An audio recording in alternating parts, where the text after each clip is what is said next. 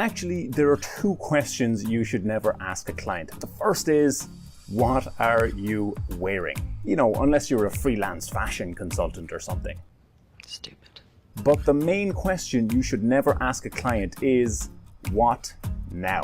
The problem with that question is that you're falling into the typical employee 9-to-5 mindset. And you might as well be saying, don't make me think for myself, just tell me what to do and I'll do it. Now, you can still provide value as a freelancer with that approach, because there are plenty of clients out there who will happily micromanage the bejesus out of you so you don't have to think for yourself. But they're never going to pay you very much for that kind of work.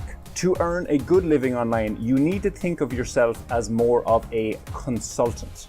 And that means being a lot more proactive. Let's look at an example. Say you're a copywriter and you're writing an email series for a client. They gave you a bulleted list of what each email should contain, and then you got to work. But now you're halfway through and you realize that the sequence they created doesn't flow very well and it's unlikely to engage subscribers. You could voice these concerns to the client and end with a seemingly harmless question, so what now? Or you could take the role of a badass proactive consultant and sketch out a few options and give your recommendation. Something like this. So that's the situation. Here are a few options for moving forward.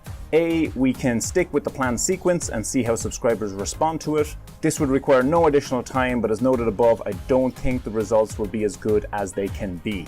Option B, we can add another email between number 3 and number 4 explaining whatever it is. I can whip up a draft of that for you. This would require an extra 2 hours of my time and would therefore add however many dollars to your budget. But I could have it done for you by tomorrow, and I think it would be a big improvement. Option C, we can start over and restructure the whole series. Definitely an option, but I think it's overkill at this stage and it would set you back quite a bit on time and budget.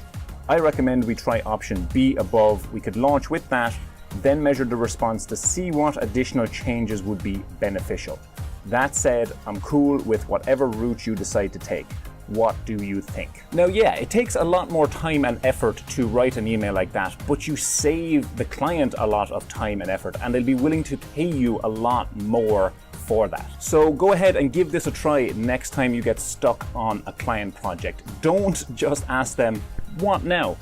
Be proactive, make a few suggestions yourself, and give them your number 1 recommendation for moving forward. And hey, if you like this video, give it an old thumbs up, and I'll see you in the next one.